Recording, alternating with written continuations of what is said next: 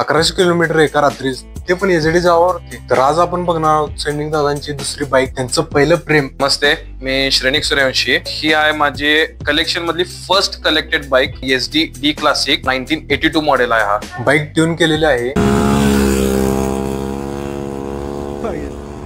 जसं की याने बोलले ट्यून्ड आहे. ऍक्च्युअली कंपनीची ही बाईक 250cc सिंगल सिलेंडर येत्या.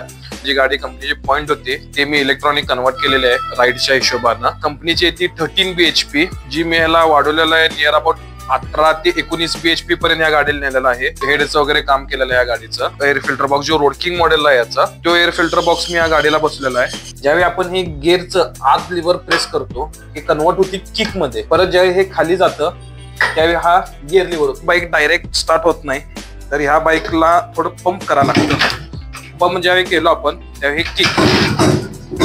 1100 किलोमीटरचा किस्सा म्हणजे ऍक्च्युअली वन नाईट मी ह्या बाईक वरनं 200 ते 250 किलोमीटर मला स्टॉप घ्यायला लागायचा टँक रिफिल करायला. 120-125 स्पीडनं कंटिन्यू क्रुझिंग केलं या बाईक वरनं मी. त्याच्यामुळे मी 12 तासात 1100 किलोमीटर कम्प्लीट केलो आहे. हेल्पिंग साठी पण मी अजून एक रायडर ठेवलेला माझ्यासोबत. काही प्रॉब्लेम्स आले नाहीत मला. उज्जैनला गेलतो आम्ही. गेले 8 ते 10 वर्ष ही बाईक युज करतोय. 3 लाख प्लस किलोमीटर्स मी या गाडीवर कम्प्लीट केलेले आहेत.